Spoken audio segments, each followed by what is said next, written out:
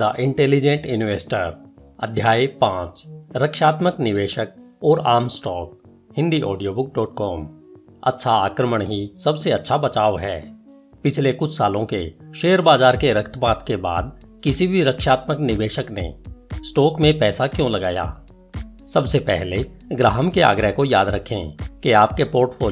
समय और ऊर्जा लगाने की आपकी इच्छा के मुकाबले जोखिम के प्रति आपको कितना रक्षात्मक होना चाहिए।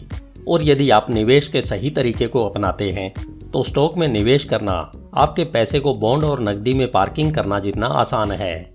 साल 2000 में शुरू होने वाले बेयर बाजार में यदि आप जला महसूस करते हैं और यदि बदले में यह भावना आपको दृढ़ता से जकड़े हुए है कि कभी एक भी स्टॉक न खरीदें, एक पुरानी नीति कहती है दूध से जला छाछ भी फूंक फूंक कर पीता है।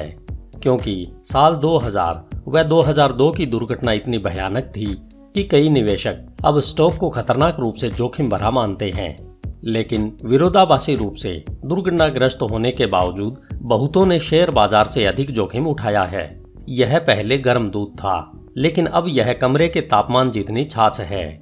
तार्किक रूप से देखा गया है कि आज शेयरों के मालिक होने का निर्णय कुछ साल पहले उनके स्वामित्व में कितना पैसा खोया होगा इसके साथ कुछ लेना देना नहीं है।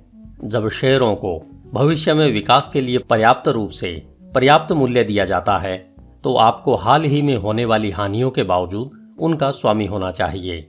यह सब सच है जब बॉन्ड की पैदावार कम होती है, जिससे आयकर उत्पादन पर भविष्य में रिटर्न कम हो जाता है। जैसा कि हमने अध्याय 3 में देखा है, स्टॉक 2003 की शुरुआत में ऐतिहासिक मानकों से केवल हल्के से अधिक मूल्यवान है। इस बीच हाल के दामों पर बॉन्ड ऐसी कम पैदावार प्रदान करते हैं कि एक निवेशक जो उन्हें अपनी सुरक्षा के लिए खरीदता है वह धूम्रपान करने वालों की तरह सोचते हैं कि वह कम शराब व सिगरेट धूम्रपान करके फेफड़ों के कैंसर के बजाय खुद को बचा सकता है। इससे कोई फर्क नहीं पड़ता कि आप कितने रक्षात्मक हैं।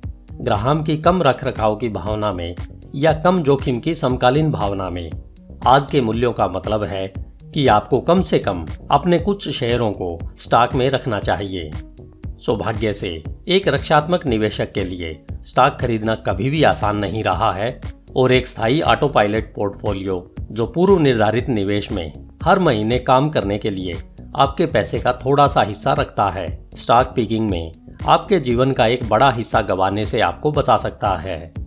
क्या आप जानते हैं कि आपको क्या खरीदना चाहिए? सबसे पहले रक्षात्मक निवेशक को हमेशा बचाव करना चाहिए यह विश्वास कि आप बिना होमवर्क किए स्टॉक ले सकते हैं। 1980 के दशक और 1990 के दशक के आरंभ में सबसे लोकप्रिय निवेश नारों में से एक था जो आप जानते हैं उसे खरीदें। पीटर लिंच 1977 से 1990 तक फिडेलिटी मैगेलन को म्यूचुअल फंड द्वारा संकलित सर्वोत्तम ट्रैक रिकॉर्ड में ले जाने वाले सबसे ज्यादा करिश्माई प्रचारक थे। इस सुविचार का लिंच ने तर्क दिया कि शौकिया निवेशकों का एक फायदा है कि पेशेवर निवेशक इसका उपयोग कैसे भूल सकते हैं। जैसा कि लिंच ने कहा, कारों या कैमरों को खरीदने के दौरान आप समझते हैं कि क्या अच्छा है और क्या बुरा है, क्या बिकता है और क्या नहीं। और सबसे महत्वपूर्ण हिस्सा यह है कि वॉल स्ट्रीट इसे जानता है इससे पहले आप इसे जानते हैं। लिंच का विचार है यदि आप उन कंपनियों या उद्योगों में निवेश करके अपने किनारे का उपयोग करते हैं तो आप विशेषज्ञों से बेहतर प्रदर्शन कर सकते हैं। यह पूरी तरह से असंभव नहीं है और हजारों निवेशकों ने वर्षों से इसका लाभ उठाया है। लेकिन लिंच का नियम केवल तभी काम करता है जब आप इसके अनुशासनिक का पालन करते हैं। वादा करने वाली कंपनी ढूंढना केवल पहला कदम है, अगला कदम शोध करना। अपने क्रेडिट के लिए लिंच ने जोर देकर कहा कि किसी को भी किसी कंपनी में कभी निवेश नहीं करना चाहिए। इससे कोई फर्क नहीं पड़ता कि उसके उत्पाद कितने अच्छे हैं, क्योंकि इसके वित्तीय विवरणों का अध्ययन किए बिना इसके व्यावसायिक मूल्य का अनुमान नहीं लगाया जा सकता। दुर्भाग्यवश अधिकांश शेयर खरीदारों ने इस हिस्से को नजरअंदाज कर दिया है। डे ट्रेडर बारबरा लोगों के सामने हमेशा लिंच की शिक्षाओं की बुराई करती थी। 1999 में उन्होंने कहा, हम हर दिन स्टारबक्स जाते हैं इसलिए मैं स्टारबक्स स्टॉक खरीदती हूँ। लेकिन लड़की भूल गई कि इससे कोई फर्क नहीं पड़ता कि आप उन लंबी पतली लेंटियों से कितना प्यार करते हैं। फिर भी आपको काफी से भी ज्यादा स्टारबक्स के वित्तीय विवरणों का विश्लेषण करना होगा और स्टॉक सुनिश्चित करना होगा कि कहीं यह ओवर प्राइस्ड तो नहीं है। अनगिनत स्टॉक खरीदारों ने Amazon.com के शेयरों को खरीद कर एक ही गलती की, क्योंकि वे वेबसाइट से प्यार करते थे, या ई ट्रेड स्टॉक खरीदते थे क्योंकि यह उनका ऑनलाइन ब्रोकर था। विशेषज्ञों ने इस विचार को भी विश्वास दिया। 1999 के अंत में CNN टेलीविजन पर दिए गए अपने एक साक्षात्कार में फर्स्ट हैंड फंड के पोर्टफोलियो मैनेजर केविन लैंडिस को स्पष्ट रूप से पूछा गया था, आप इसे कैसे करते हैं? मैं ऐसा क्यों नहीं कर सकता केविन? ठीक है, आप इसे कर सकते हैं, लैंडिस ने चिल्लाया। आपको केवल उन चीजों पर ध्यान केंद्रित करना है जो आप जानते हैं, और एक उद्योग के करीब रहें और उन लोगों से बात करें जो हर दिन इसमें काम करते हैं। लिंच के शासन का सबसे दर्दनाक विनाश कॉर्पोरेट सेवानिवृत्ति योजनाओं में हुआ। यदि आप जो जानते हैं उसे खरीदना चाहते हैं, तो संभवतः आपकी कंपनी के स्टॉक की तुलना में आपके 401k के लिए बेहतर निवेश क्या हो सकता है? आखिरकार आप वहां काम करते हैं, क्या आप कभी बाहरी व्यक्ति की तुलना में कंपनी के बारे में अधिक नहीं जानते? अफसोस की बात है, एनरॉन, ग्लोबल क्रॉसिंग और वर्ल्डकॉम के कर्मचारी, जिनमें से कई ने अपनी सभी सेवानिवृत्ति संपत्तियों को अपनी कंपनी के स्टॉक में रखा है, केवल इतना ही पता चला है कि अंदरूनी लोगों को अक्सर ज्ञान का भ्रम होता है, न कि वास्तविक चीजों का। कार्नेगी मेलन विश्वविद्यालय के बारूक फिशहोफ के नेतृत्व में मनोवैज्ञानिकों ने डिस्टर्बिंग फैक्ट्स पेश किए हैं। किसी विषय से अधिक परिचित होने से लोग इस बात को नजरअंदाज कर देते हैं कि वे वास्तव में इसके बारे में कितना जानते हैं। यही कारण है कि आप जो जानते हैं उसमें निवेश करना खतरनाक हो सकता है। यानी आप जितना अधिक जानते हैं उतनी ही कम संभावना है कि आप स्टॉक की जांच नहीं करेंगे। अति संवेदनशीलता के इस हानिकारक रूप को होम बायस कहा जाता है, यानी जिससे आप पहले से परिचित हैं उससे चिपकने की आदत। जैसे 1. व्यक्तिगत निवेशकों के पास अन्य सभी फोन कंपनियों की तुलना में अपनी स्थानीय फोन कंपनी के 3 गुना अधिक शेयर हैं। 2. ज्यादातर म्यूचुअल फंड उन शेयरों का मालिक है जिनके मुख्यालय औसत अमेरिकी कंपनी की तुलना में फंड के मुख्य कार्यालय के 115 मील के करीब है। 3. 401 के निवेशक अपनी खुद की कंपनी के स्टॉक में सेवानिवृत्ति संपत्तियों का 25% और 30% के बीच रखते हैं। संक्षेप में, फेमिलियरिटी नस्ल पैदा करती है। जैसे टीवी समाचार हमेशा कहते हैं, वह इतना अच्छा लड़का था। यह कोई उसका पड़ोसी, सबसे अच्छा दोस्त या अपराधी का अभिभावक नहीं है जो एक चौंकाने वाली आवाज में यह कहता है। इसका कारण यह है कि जब भी हम किसी के पास या किसी चीज के बहुत करीब होते हैं, तो हम उन पर सवाल पूछने के बजाय हमारी मान्यताओं को स्वीकार करते हैं। एक स्टॉक जितना अधिक परिचित होगा, उतना ही अधिक रक्षात्मक निवेशक को आलसी बना देगा, जो सोचता है कि कोई होमवर्क करने की आवश्यकता नहीं है। ऐसा मत होने दो। क्या आप अपना खुद का रोल कर सकते हैं? सौभाग्य से एक रक्षात्मक निवेशक के लिए जो स्टॉक पोर्टफोलियो को इकट्ठा करने के लिए आवश्यक होमवर्क करने का इच्छुक है, वह स्वर्ण युग है। वित्तीय इतिहास में पहले कभी भी शेयरों का मालिकाना हक पाना इतना सस्ता और सुविधाजनक नहीं था। इसे स्वयं करें। अगर आपके पास स्टॉक खरीदने के लिए बहुत कम नकद है, तो भी आप ऑनलाइन ब्रोकरेज के माध्यम से स्टॉक खरीद सकते हैं। ऑनलाइन स्टॉक वेबसाइटें उपलब्ध कराए गए हजारों शेयरों की प्रत्येक पीरियडिक खरीद पर केवल नाम मात्र ही चार्ज करती है। आप हर हफ्ते या हर महीने निवेश कर सकते हैं, अपने लाभांश को फिर से निवेश कर सकते हैं, और यहाँ तक कि अपने बैंक खाते से इलेक्ट्रॉनिक निकासी या अपने पेचेक से सीधे खाते से स्टॉक में अपने पैसे को ट्रिकल कर सकते हैं। जबकि शेयर बिल्डर्स आपको खरीदने या बेचने के लिए याद दिलाने के लिए अधिक शुल्क लेते हैं।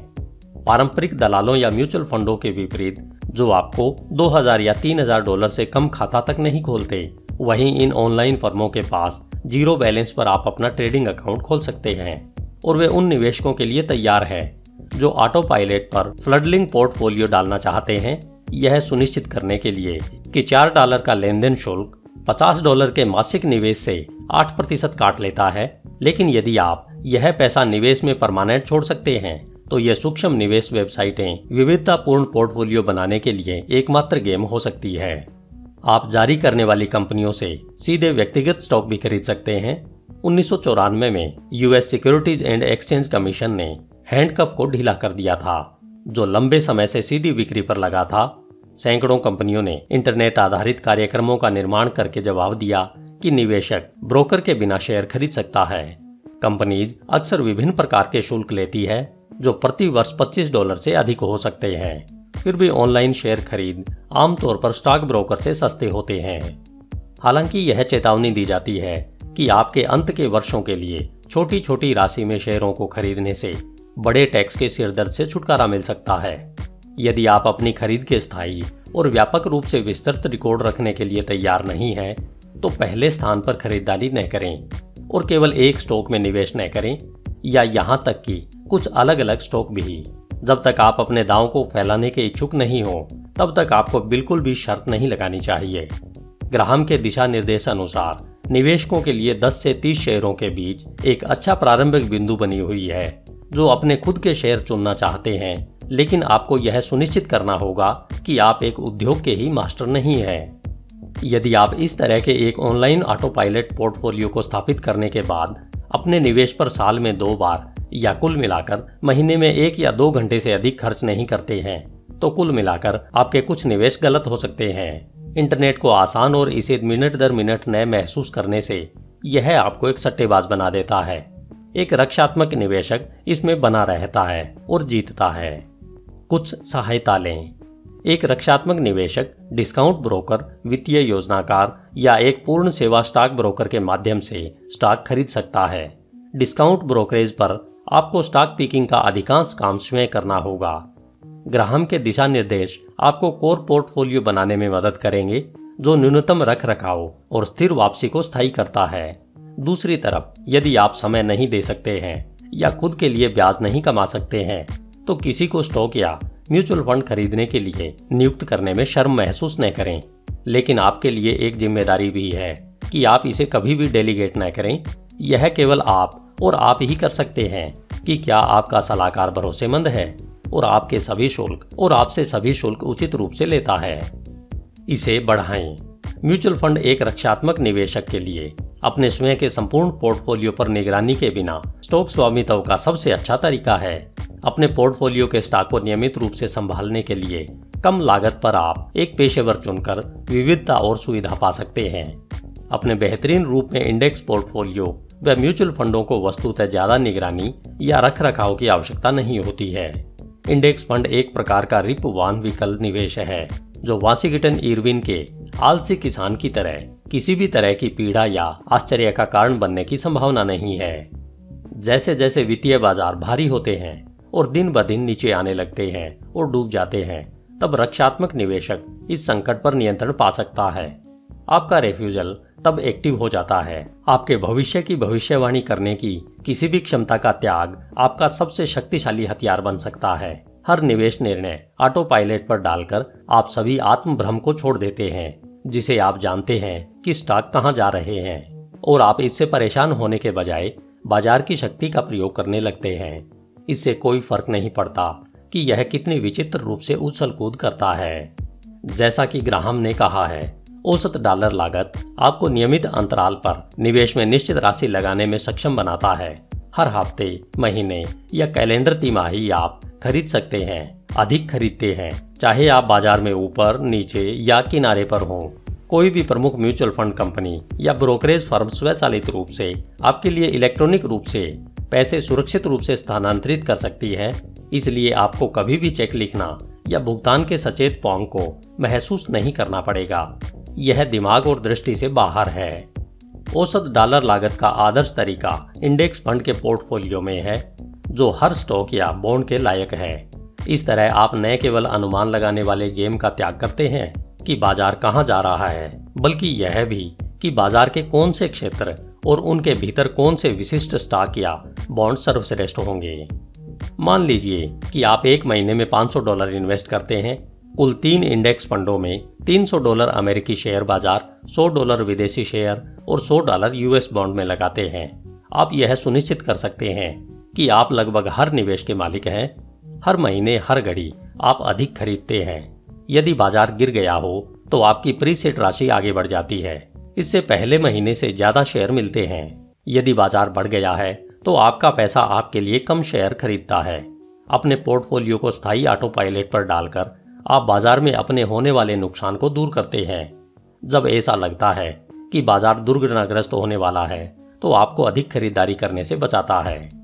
प्रमुख वित्तीय शोध फर्म इबार्टसन एसोसिएशन के अनुसार यदि आपने सितंबर 1929 की शुरुआत में 500 स्टॉक इंडेक्स में $12,000 का निवेश किया था तो 10 साल बाद आप केवल $7,223 ही बचा पाए। लेकिन अगर आपने $100 के साथ शुरुआत की होती और हर महीने $100 का निवेश किया होता तो अगस्त 1939 तक आपका पैसा $15,571 हो गया होता। यह ग्रेट डिप्रेशन और हर समय के सबसे खराब बाजार के रूप में भी अनुशासित खरीद की शक्ति है।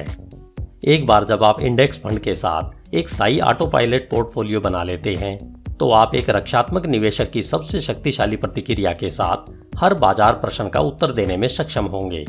अगर कोई पूछता है कि क्या बॉन्ड स्टॉक से बेहतर प्रदर्शन करेंगे तो बस जवाब दें, मुझे नहीं पता और मुझे परवाह नहीं है। आखिरकार आप स्वचालित रूप से दोनों खरीद रहे हैं। क्या हेल्थ केयर स्टॉक उच्च तकनीक वाले स्टॉक से बीमार दिखेंगे? मुझे पता नहीं, मुझे परवाह नहीं। आप दोनों के स्थायी मालिक हैं। अगला माइक्रोसॉफ्ट क्या है? मुझे नहीं पता और मुझे परवाह नहीं है। जैसे ही यह आपके पास पर्याप्त होगा यह आपके इंडेक्स फंड में दिखेगा और आप लॉन्ग ड्राइव पर जा सकते हैं। जब वे कहते हैं कि विदेशी शेयरों ने अगले साल अमेरिकी शेयरों को हराया, मुझे नहीं पता और मुझे परवाह नहीं, तो आप उस लाभ को पकड़ लेंगे। यदि वे ऐसा नहीं करते हैं तो आपको कम कीमतों पर और अधिक खरीदने को मिलेगा। एक स्थायी ऑटो पायलट पोर्टफोलियो आपको इस भावना से मुक्त करता है कि आपको वित्तीय बाजारों के बारे में क्या करना है और किसी भ्रम की बजाय यह कहना कि मुझे नहीं पता और मुझे परवाह नहीं है आपको सक्षम बनाता है। भविष्य के बारे में आप कितना कम जान सकते हैं, इस बारे में ज्ञान आपकी अज्ञानता की स्वीकृति के साथ एक रक्षात्मक निवेशक का सबसे शक्तिशाली हथियार है। धन्यवाद। HindiAudiobook.com। आपका दिन शुभ हो।